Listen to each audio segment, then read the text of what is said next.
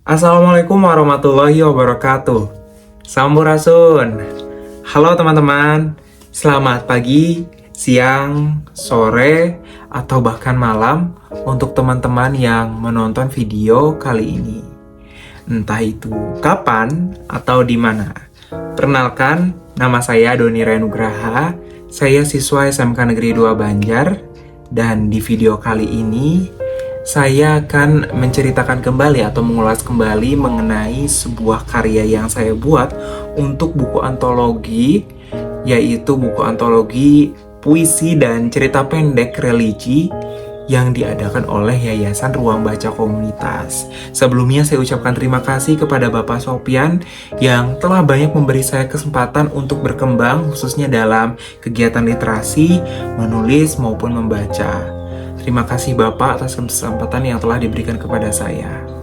Oke, tanpa berlama-lama, lanjut aja kita ulas ceritanya. Dah. Jika saya bertanya, apa yang kalian ingat mengenai tanggal 1 Syawal? Apa yang akan kalian jawab? Opor,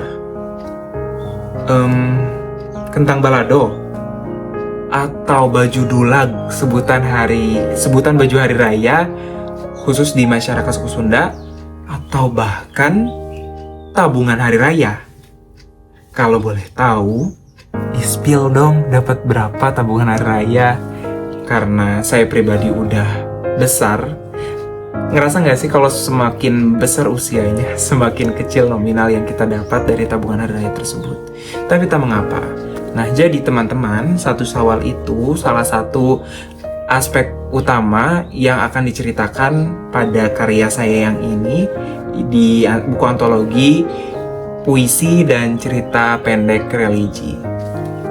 Nah, mari kita langsung bahas saja isi daripada buku yang saya tulis ini, 2 bulan yang dinantikan umat muslim, bulan Ramadan dan 1 Syawal. Karya yang saya buat ini nantinya akan berbarengan dengan karya-karya Bapak Ibu dan teman-teman hebat lainnya dalam sebuah buku antologi puisi dan cerita pendek religi yang akan segera launching. Nah, oke teman-teman, bisa kita lihat di sini atau nanti akan saya tampilkan di layar sini.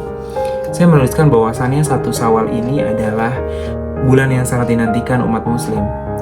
Memang karena tidak ada yang bisa mengelak bahwasannya ketika 1 Syawal ini kita dapat bermaaf-maafan dengan orang lain. Selain itu kita juga dapat kulineran dengan orang lain, bernostalgia dengan orang yang sudah tiada. Dan ini juga menjadi salah satu faktor mengapa saya ingin membuat sebuah karya ini. Karena saya ingin mengenang almarhum nenek saya melalui karya yang saya buat. Ketika nanti saya buka cerita ini, saya teringat kembali oleh masakan beliau, kebaikan beliau yang beliau berikan kepada saya. Nah, kemudian Syawal berasal dari kata syala yang memiliki makna mendalam, yaitu meningkatkan atau mengangkat. Nah, ini juga memiliki sebuah kesamaan bahwasannya bulan Syawal ini bulan di mana kita dapat meningkatkan ketakwaan serta keimanan kepada Tuhan Yang Maha Esa, Allah Subhanahu wa Ta'ala.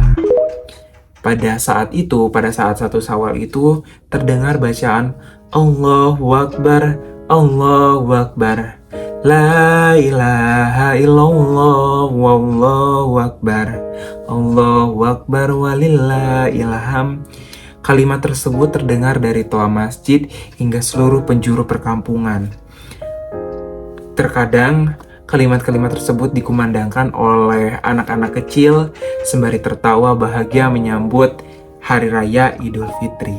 Lantas mengapa anak-anak kecil tersebut tidak berbahagia menyambut kedatangan Hari Raya Idul Fitri?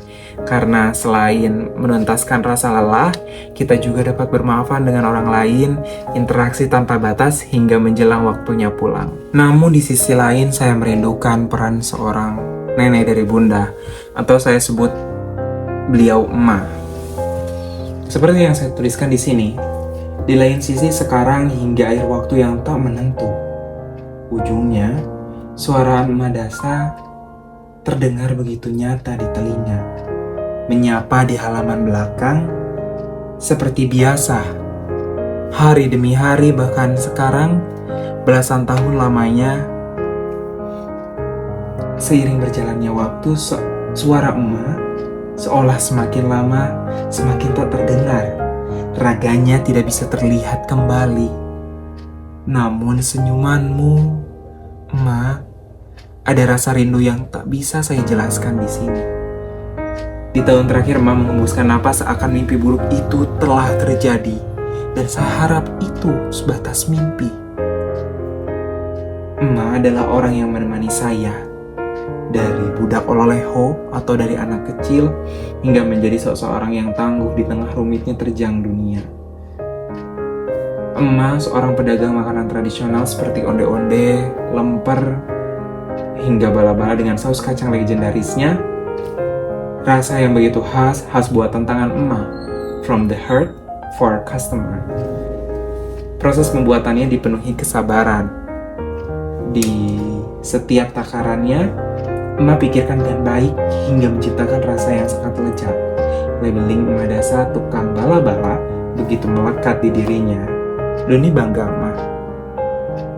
Doni sayang emak. Kini saya tersadar setelah memperhatikan perjuangan emak dalam berdagang. Jikalau kita bersabar dengan proses yang dilalui, keberhasilan seolah menunggu di depan sana.